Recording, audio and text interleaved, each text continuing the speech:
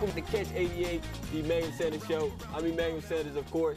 And today I have a special guest, fourth-year running back who came in with me, Jonathan Dwyer. Thanks for coming on my show, man. I know it's been, like I said, a crazy roller coaster ride, but for the viewers who don't know, I want to go through the timeline of events leading up to, you sitting in front of me right now. On August 31st, you tweeted, "Still a Nation, I love y'all. Thanks for the love and support.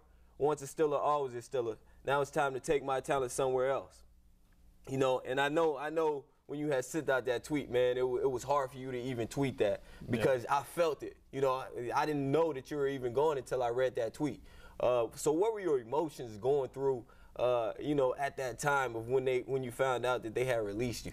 To be honest, it was just a shock. In my eyes, I didn't expect it. Something that came out the blue, and I just took the situation as a man and just understood that this is a business, and I know my career is not over. So once the Steelers had released you, did you have workouts with any other teams? I know your agent phone had to be blowing up. Yeah, I had a full week's worth of workouts.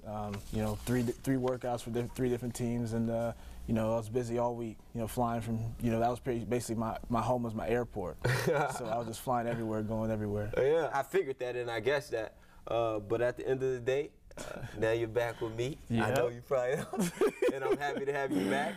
And on September 10th, he tweeted out, "Glad to be back home, still a nation."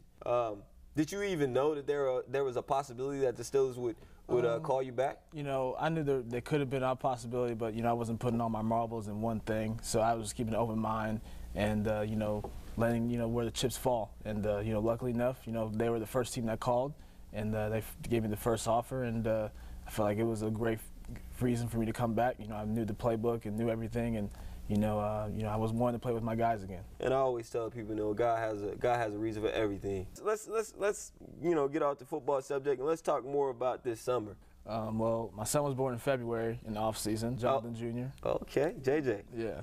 So we had, enjoying that situation, me and my wife, and we traveled, visiting family. I went to family reunion and stuff like that. I don't know if you guys know, but I also about to be a father, and I'm extremely excited about that. I'm about to have a son. Is there any advice that you want to tell me? I know you told me several times be prepared to not get any rest. So, yeah. Is there anything else that I need to know? Boys are going to be boys. I'm excited. I mean, obviously, they're going to be fun, but at the beginning of the stage, all they're going to want is their mom. Yeah. So you got to be patient, just wait until they get a little bit older. But I just want to thank you, man, for coming on my show. Appreciate it, bro. I'm happy to have you back, and let's go, man. We're on one. We got Monday night. Big-time players step up in big-time games. Yeah. So let's get it. We'll be back after the break.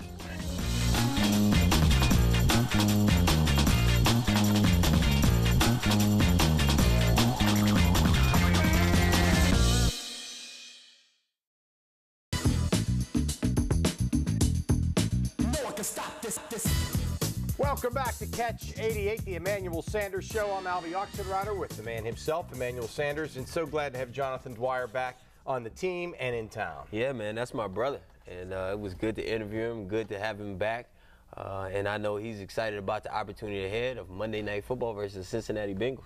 I like those parenting tips he gave you. Yeah. Get ready. It's a longer week preparing because you don't play till Monday night. Yeah. And you're facing some familiar faces out there in a division rival, first division game in the AFC North. Things are going to be very tight this year, so you want to start off in the right way. We're taking on the Cincinnati Bengals Monday night. Primetime game. That's everything a player dreams about being when you want to be in the National Football League. We got James Harrison on the other side now. And we got an AFC North opponent, and we got to bring our A game. Right now we're 0-1, so is everyone else in the AFC North, and we know that. So we got to make the most of this opportunity. Yeah, you talk about prime time and everything you dream about. When you're a kid and you're watching Monday Night Football, is that something that you think about when you get to the NFL, playing in prime time, and particularly Monday night? No doubt about it. I remember sitting at home watching Dion high-stepping into the end zone and things of that sort. And, when I was an 8-year-old kid, I said, you know what, someday I want to be on that TV. And it's an opportunity to be on a national, in the national spotlight. Everyone's watching, your family, friends, fans, and you work so hard, and you want all that hard work to pay off. I like to answer some questions every week at this segment of the show. It's called Sanders Answers. All right, our first question this week. After Losing Sunday's home opener, Mike Tomlin said there was a lot of work to do. What did you have to work on this week to start making the corrections and what went wrong? I mean, execution, and he's absolutely right. We do have a lot of work to do. No discredit to the Tennessee Titans, but I felt like we lost that game from an execution standpoint, and we have to get better, offensively and defensively. And this week, I feel like Coach Haley and the rest of the coaching staff, they went in, they've created a good game plan based off our strengths, and we'll see how it folds, Monday night. All right, our wild card question we ask every week, it could involve anything. To help this year's team, if Coach Sanders could bring back any two former Steelers, any era, in their prime, who would they be and why? Well, first of all, this is no disrespect to, Kelvin Beachum, but I would bring back DeMarnie Dawson. Marquise has went down, and this guy is a Hall of Fame player, and we definitely could use, help at the center position. And the second guy I would bring back is Jack Lambert. Now that we've lost Larry Foote to a season-ending injury, I would bring him back also. I feel like these two guys could help our team out a lot, especially at the key positions that we need right now. It would be like if you were the GM and you were drafted and you could bring them back, that would be it. I don't know how they would feel about this era, especially Jack Lambert. You can't really knock people out, the game has changed so much, but hey, I will welcome him if we want to come back.